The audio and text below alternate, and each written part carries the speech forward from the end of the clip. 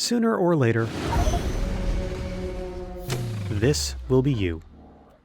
Getting run over by a train is assuredly the largest cause of player death in Factorio, just ahead of hitting a cliff in a tank while strafing the biter nest. The good news is that since you died on a rail, you can just ride a train back to where you died, providing you planned ahead. Simply mark your spawn location and fill a chest next to it with a stack of trains and fuel, and run a rail line within arm's reach. Hop in, open up the map view, and control-click where you died, and the train will now automatically take you to your corpse. Simply having a train and some fuel in your pocket means that as long as you have a rail network set up, you can fast travel anywhere using a temporary train stop. But why not automate the process? Put a train at a station next to your spawn point and have the next stop in its schedule be to go to a station we'll call the taxi stop. If all stations that are called taxi stop have a train limit of 0, then the train will patiently wait for any taxi stop to have an open slot in its train limit before it departs. In 2.0, if a train can't detect any station with the appropriate name, then it will cause a global alert. To avoid this, make sure you always have one station of the appropriate name with a train limit of 0. You'll never actually use this station, but it has to exist in order to disable the alert. Now when you die, you can hop on the train and set a temporary station to return to where you died. When you reach your designated location, the train will check for open taxi stops and, finding none, go to sleep until you send it back to the hub, where it will wait patiently to do it all again. And if you ever want to return to your base from anywhere in your rail network, you can just place a single station and set its name to taxi stop, then disable its train limit, and the train will depart. By having the conditions be passenger present at the taxi stop and passenger not present at the hub, the train will automatically depart when you get in and stay there until you get off. But there's a problem with that. We left the station behind, and it's still open. So when we get off the train, it will return to where we just were and wait there forever. Not to worry, we're smarter than this.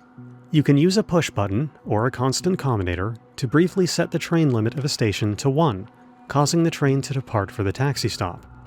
Believe it or not, a station only needs to have an open limit slot for a single frame in order for a train to depart for and park at it.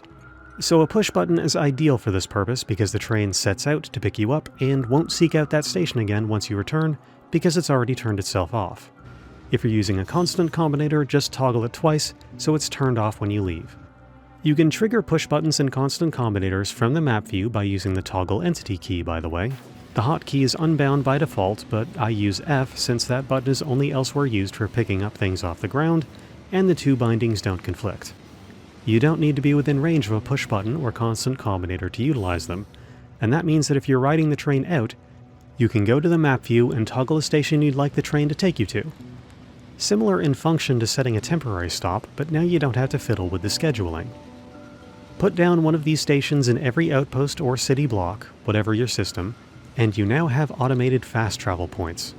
Although if you're riding out rather than in, it will depart instantly because there's a passenger present.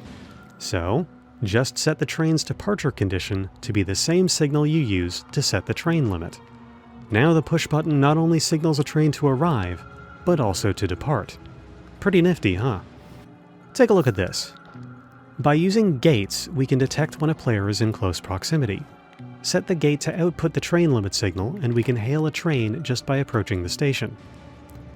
But if we keep using a positive value on the train limit signal as a departure condition, the train will leave as soon as it arrives. So if you're hailing a train using a gate, you can set the departure condition to be the lack of a train limit signal.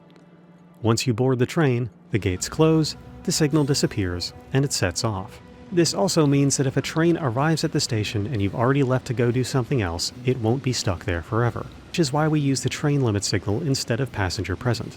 This kind of station is great for picking you up from remote locations, not as good for sending you out to them, so I tend to prefer the push button arrangement. The train conditions aren't compatible between the two types of taxi stops, so you can't use both on the same train. But you could always just use one train for each type. If you're anything like me, Factorio can sometimes be a game you play in the background while doing work or catching up on your reading, and that means you might be alt-tabbing while waiting for the train to arrive. By rigging up an audio warning, you can be informed when your train has reached the station. This doesn't need to be more complex than simply placing a programmable speaker set to t greater than 0, so long as the station has read-stopped train enabled. But I could never hold myself back from flexing my circuit knowledge, so here's how you can make it sing the classic airport chime. Set read-stopped train, wire to a decider set to each greater than 0, then output each equals 1. You need to do this because the train numbers can be random, and you want the system to function consistently. Feed that to a standard memory cell. This is a decider combinator with a green wire fed between its input and output with the condition L equals 0, then output T as input count, and then 4 programmable speakers. One is set to T equals 1 and it's set to Celesta with the note C6. The second is T equals 31, Celesta E6. T equals 61, Celesta G6, and T equals 91, Celesta C7. Now, don't look at that more complicated version to the right that uses a reset computer instead of a variable equals 0 memory cell. The version from the reverse trains video was also more complex for no reason. That's the trick with circuits.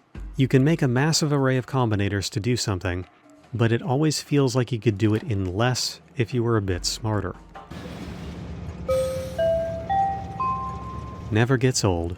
This is the same kind of circuit I used in the intro for my reverse trains video. Came up with it in my space exploration run in order to notify me when the spaceship I was riding had finally arrived. Never did finish that run. Got stuck in astronomic science by horribly overbuilding my data cards and exhausting an entire copper planet. Anyways, since it's pretty easy to hit this push button only to realize minutes later that the taxi hadn't made it all the way back to the station yet, we can set indicator lights. By setting the station to read train count and then wiring it to a lamp set to C greater than 0, we'll have a yellow indicator light whenever there is a train currently headed for this station.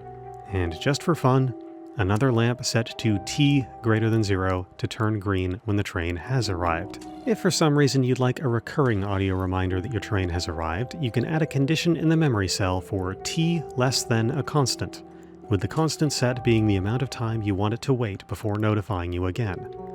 By setting it to T less than 600, it will notify you every 10 seconds. Remember that the game operates at 60 ticks per second. Reading from a memory cell, you'll want beats to land on multiples of 30 for a solid 120 beats per minute, or multiples of 45 for 80 beats per minute. There's actually a BPM to FPS calculator online if you're interested. I didn't know I needed it, but there it is.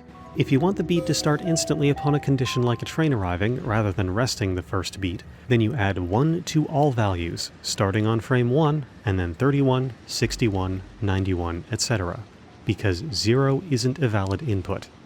Maybe you can ignore the 1-tick discrepancy, but since I programmed it, I'll always know it's there, and that's enough to bother me. This variety of notification circuit can be used under any number of different situations. Sounds produced by programmable speakers can be made to be audible locally, across the entire adjacent surface, or globally. It's called globally, but it actually means the entire solar system. More like universal.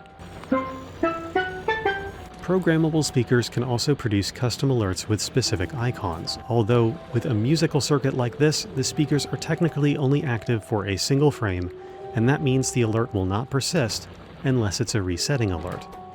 It's pretty easy for an icon alert to get lost in the sea of biter attack alerts, so I find chimes and songs much more effective. Use a different song or chime for every condition you want to be notified of.